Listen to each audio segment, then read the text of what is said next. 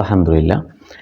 আমাদের আহ, ভারত বা ইন্ডিয়া নিয়ে আজকের যে কথা বলবো সেটা হলো, আমরা যদি প্রথমত ইতিহাসের দিকে তাকাই, 1947 সালে আমাদের ভারত এবং পাকিস্তান, আহ, ভারত থেকে পাকিস্তান আলাদা হয়েছে।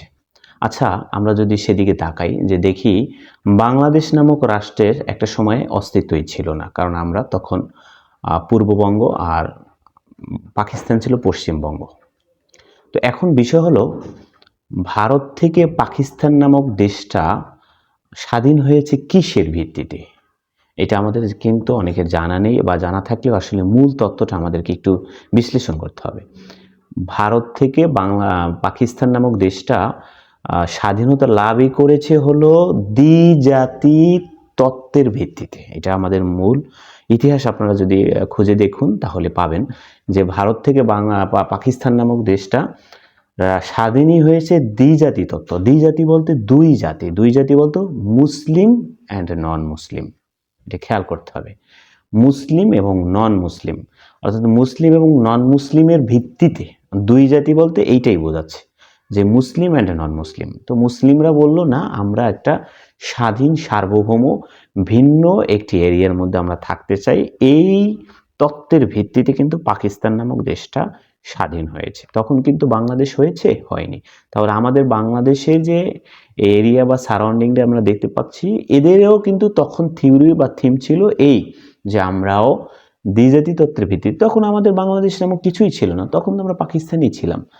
তখন আমাদেরও থিওরি ছিল এইটাই, যে আমরা ভারত থেকে আলাদা হলাম, পৃথক হলাম, আমাদের চাওয়া হলো আমরা মুসলিম, আমরা জাতিতে মুসলিম, সেজন্য আমরা আলাদা হলাম। এখন আমি যে পয়েন্টে কথা বলতে চাচ্ছি সেটা হলো এই, যে আপনি এখন বাংলাদেশের মানুষ আসলে প্রকৃতভাবে রিয়েলি একটা যদি এক্সাম নেয়, সার্ভে করে, যে আসলে বাংলাদেশের মানুষ কি পাকিস্তানিদেরকে ভালোবাসে নাকি ভারতকে ভালোবাসে, এটি কোনটা ভালোবাসে? হয়তোবা অনেক সময় বা অনেক শাসন আমলে আমরা দেখতে পাচ্ছি, অনেক হয়তোবা জোর করিয়েও ভারত প্রীতি বা ভারতকে ভালোবাসার প্রতি মানুষকে জোরারোপ করা হয়েছে প্রাতিষ্ঠানিকভাবে। আসলে বাস্তবতাটা কি? বাস্তবতা হলো, আমরা যদি একটু পরীক্ষা স্বরূপ দেখতে পাই তাহলে সেটা হলো এই, যে ক্রিকেটের দিকে যদি তাকাই, ক্রিকেট খেলা হয়, যে ক্রিকেট খেলা হলে সেই ক্রিকেটে অনেক সময় দেখা যায় ভারত পাকিস্তান যদি কি হয়, খেলা হয়, তাহলে দেখবেন কি বাংলাদেশের মানুষ সব পাকিস্তানের পক্ষে। আমি সত্য কি না সেটা আপনার বিগত দিনের দিকে তাকালে দেখবেন। কেন? অথচ আমরা কিন্তু পাকিস্তান থেকেই বিজয় লাভ করেছি, স্বাধীনতা এনেছি। তারা আমাদেরকে 1971-এ অনেক নির্যাতন করেছেন, নিপীড়ন করেছেন, অনেক, সেটা অনেক ইতিহাস, সেটা কালো এক অধ্যায় আছে। তারপরেও আপনারা ভারত এবং পাকিস্তানের ইস্যু আসলে এই বাঙালি আপামর জনসাধারণ পাকিস্তানের প্রতি মানুষের কি একটা ভালোবাসা, তাদের প্রতি একটা টান আমরা লক্ষ্য করেছি। এই টানটা কেন? পাকিস্তানকে আমাদেরকে টাকা পয়সা দিচ্ছে, তারা কি আমাদেরকে অর্থনৈতিক সহযোগিতা করছে? তার কোন দিক থেকে সহযোগিতা করছে? যুদ্ধ পরবর্তী সময় কোনো দিক থেকে সহযোগিতা করে নাই।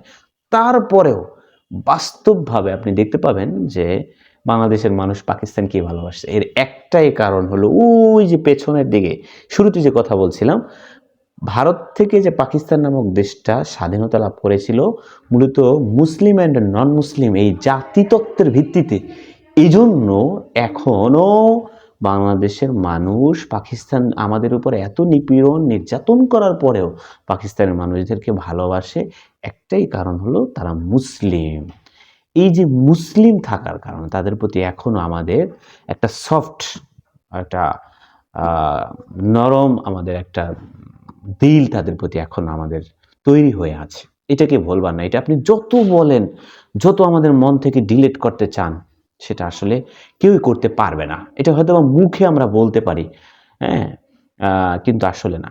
এখন আপনি বলতে পারেন, অনেকে আমাকে বলতে পারেন যে আপনি রাজাকার, আপনি আলবদর, আপনি পাকিস্তানের দোসর, নাউজুবিল্লাহ। আসলে না, আমার বাংলাদেশের প্রতি আমার শতভাগ প্রেম আছে, ভালোবাসা আছে। আমি একটা জিনিস কি আপনাদেরকে বোঝাতে চেয়েছি, সেটা হলো এই, যে পাকিস্তানি মানুষগুলো মুসলিম, যেহেতু ঈমান আছে, আর আমাদের বাংলাদেশের মেজরিটি পার্সেন্ট মুসলিম ঈমান আছে, এই ঈমানের সম্পর্কের কারণে, এই তাওহীদের কারণে আজও বাঙালি মানুষ, বাংলাদেশি মানুষগুলো পাকিস্তানিদেরকে ভুলতে পারছে না, তাদেরকে শ্রদ্ধা করে, ভালোবাসে।